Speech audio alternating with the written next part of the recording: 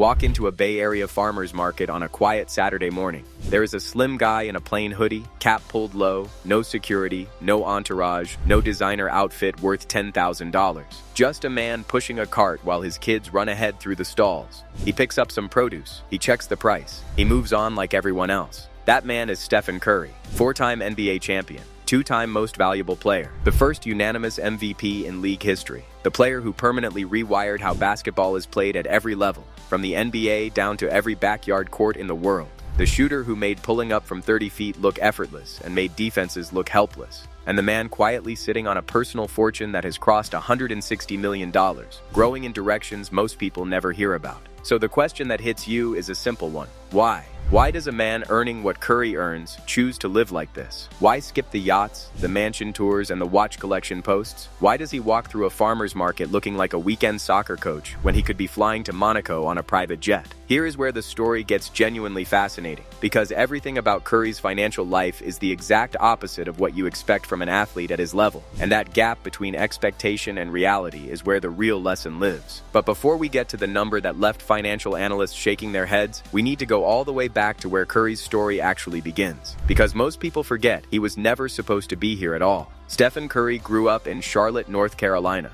watching his father Del Curry play 16 seasons in the NBA. You would think that background alone guaranteed a smooth path into the league. It did not. When Curry finished high school, not one major college program offered him a scholarship. Virginia Tech, his dream school, rejected him. Too small, too thin, not explosive enough, not anything enough. He ended up at Davidson College, a small liberal arts school in a town of 13,000 people, a gym where the biggest crowd most nights was a few hundred students eating pizza in the bleachers. Then Curry averaged 25.9 points per game in his sophomore year and dragged Davidson, a school with no business being there, to the NCAA Elite Eight in 2008. He dropped 40 points on Gonzaga. He put up 30 against Georgetown. The entire country stopped and asked, who is this kid who no one wanted? The Golden State Warriors answered that question in 2009. They drafted him 7th overall. He walked into the NBA earning $2.7 million a year. That number sounds like plenty. What came next made it look like pocket change. In 2017, Stephen Curry signed the first $200 million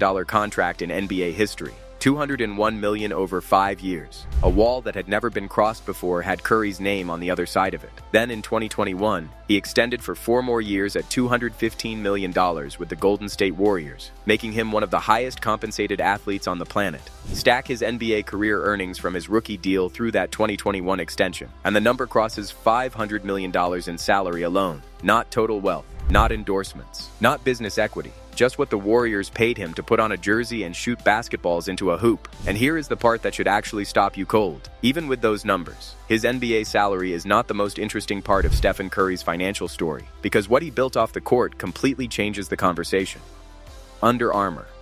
In 2013, Curry was a Nike athlete. He traveled to their headquarters to renegotiate his endorsement deal. The Nike representative mispronounced his name during the pitch, multiple times. At one point, a slide appeared on screen with Kevin Durant's name where Curry's should have been. The meeting was specifically for Curry. The name on the slide was someone else's. He walked out and signed with Under Armour. Everyone in the basketball world laughed. Under Armour made football cleats and workout gear. They had zero credibility in basketball. Signing Curry for a reported $4 million per year looked like a desperate move by a brand trying to buy relevance it had not earned.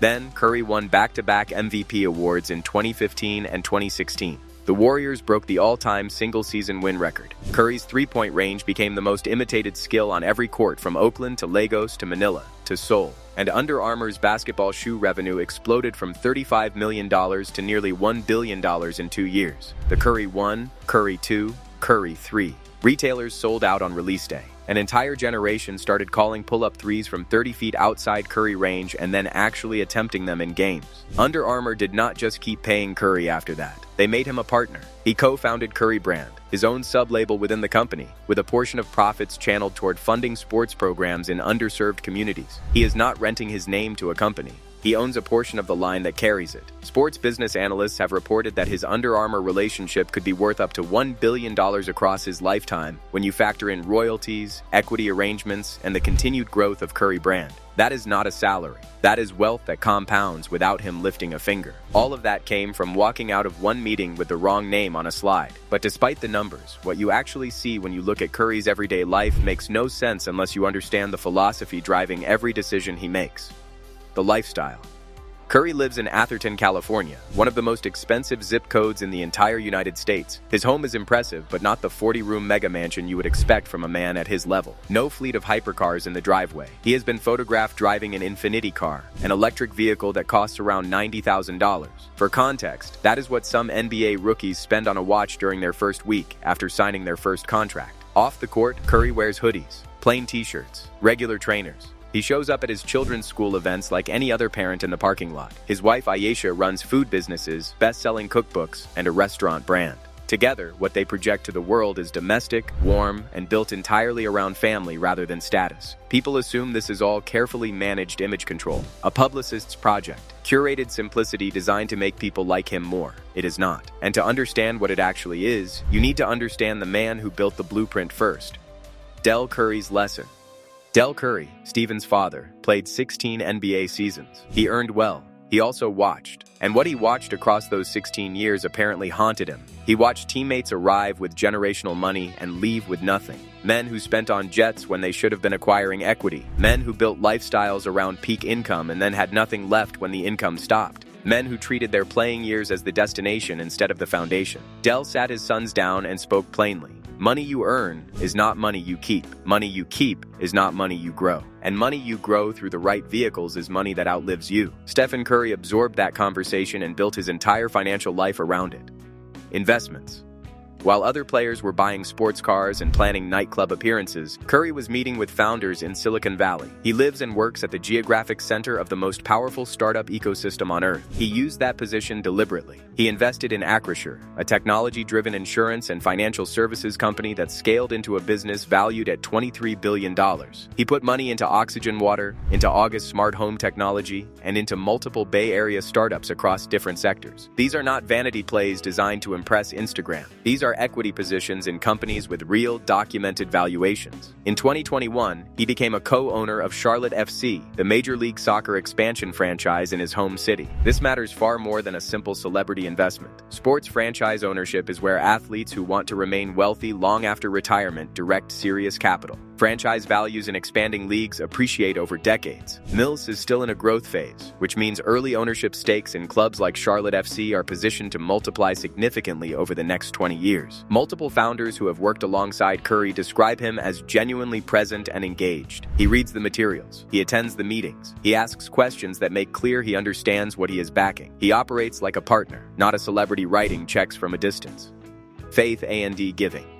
Curry is openly and deeply Christian, and he does not separate his faith from his finances. Before every NBA game, he writes a Bible verse on his sneakers. He speaks publicly about tithing, giving 10% of his income to his faith community and charitable causes. On a career earnings base that crosses $500 million, 10% is not symbolic. It is a massive, sustained, voluntary transfer of wealth rooted in conviction rather than optics. He and Ayesha founded the Eat, Learn, Play Foundation, which fights childhood hunger, expands literacy access, and restores sports programs to kids in Oakland. This is not a retirement project. It runs in real time, fully funded by the wealth he continues to build while still competing at the highest level. Final lesson. Here is the truth about Stephen Curry's money that almost nobody states directly, and this is the part that matters most. Most NBA careers last between 3 and 5 years for average players. Even the elite rarely compete at peak level beyond 35. That gives even the highest paid athletes a window of roughly 13 years of serious income. The trap that swallows most of them is treating those 13 years as a permanent condition. They confuse their peak earning window with their permanent financial identity. They build lifestyles that match the peak, and when the peak ends, the lifestyle destroys everything the peak built. The players who end up broke do not fail because they earn too little. They fail because they spend as if the income would never stop. Curry never made that mistake. Every quiet weekend at the farmer's market, every modest car in the driveway, every hoodie instead of a designer coat is not simplicity for its own sake. It is capital preserved. It is the compound interest protected from being eaten by depreciation. The money he did not spend on things that lose value is the exact money he redirected into equity that keeps growing whether he picks up a basketball or not. He understood early what most people only understand after a painful loss. Ownership never depreciates the way spending does. A franchise franchise stake bought in 2021 will be worth more in 2041, regardless of whether Curry ever plays another minute of basketball. A shoe brand built on his name will generate royalties long after he retires. A startup equity position bought quietly in Silicon Valley does not care how old its investor is. The gap between what Curry earns and what he spends is not a sacrifice. It is the engine. And that engine, directed consistently into the right vehicles, is how a 13-year basketball career becomes a multi-generational financial foundation. Stephen Curry is not rich because he earns a lot. He is building lasting wealth because he spends like someone who knows the game ends. That lesson works whether your income is $500 million or $50,000. If this shifted something in how you see money, subscribe, like, drop a comment, and share this with someone who needs to hear it right now. I'll see you in the next one.